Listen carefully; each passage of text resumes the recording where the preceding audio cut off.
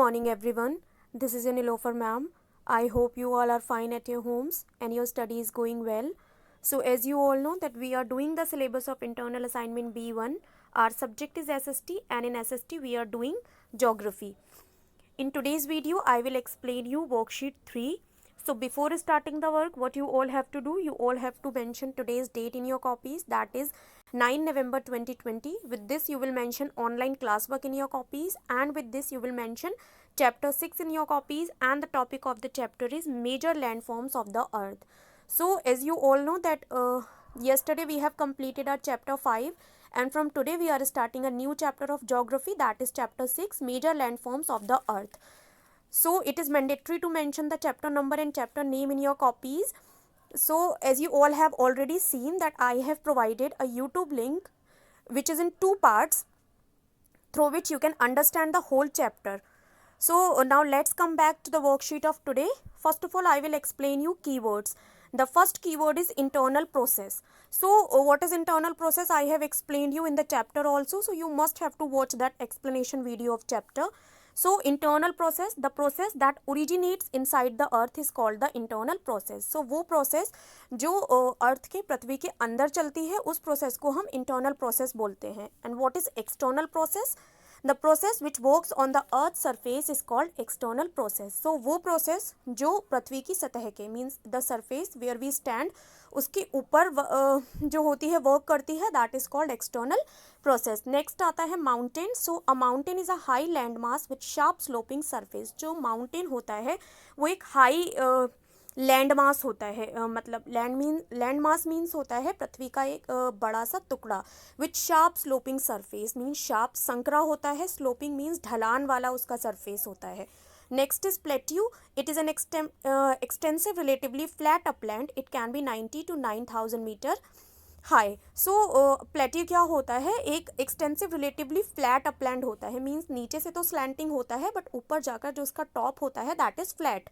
सो ये 90 to 9,000 metre high हो सकता है. Next is plain. A flat and relatively low lying land is called the plain. So जो flat होता है एरिया बिल्कुल like where we live that is plain, that is मैदान. So flat area जो होता है, जो लो लाइंग एरिया होता है लैंड का मीन्स निचला भाग होता है, that is called plain. Next exercise is fill in the blanks. So a dash is an unbroken flat or a lowland level. So that is plateau. एक plateau जो होता है वो unbroken flat land होता है, ऊपर से low level land होता है. And second is the Himalayas and the Alps are examples of young fold types of mountains. So Himalayas और Alps जो हैं वो example है fold young means जो newly अभी formed हुए हैं young fold types of mountains के. Third is plateau areas are rich in minerals deposits. Plateau areas जो होते हैं वो मिनरल डिपॉजिट्स में रिच होते हैं. Fourth is the range is a line of mountains means जो श्रृंखला होती है माउंटेन्स की that is called range. Fifth number पर है the plain areas are most productive for farming. So जो प्लेन एरियाज होते हैं मैदानी भाग वो ज़्यादा उत्पादन देते हैं फार्मिंग में.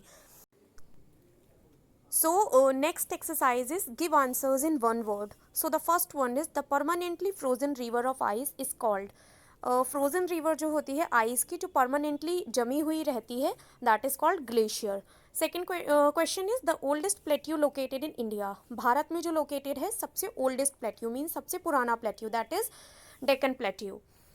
Question number third is the highest plateau in the world. पूरी दुनिया का सबसे highest plateau कौन सा है? That is Tibet Plateau. Question number 4 is which type of soil is found in lava plateaus? Lava plateau में किस तरीके की soil पाई जाती है? So that is black soil. Question number 5 is the wearing away of earth's surface is called means जो आपकी पृथ्वी की ऊपर की सतह होती है जो पानी हवा के साथ बह जाती है that is called erosion. And the answer is erosion only. So जो wearing away होती है earth surface की उसको erosion बोला जाता है. So these were the keywords and exercises related to chapter 6. I hope everything is clear to all of you. If still any confusion is there, so you can ask me on the WhatsApp also. I'll meet you in the another explanation video. Till that, keep learning, stay home, stay safe. Bye bye everyone.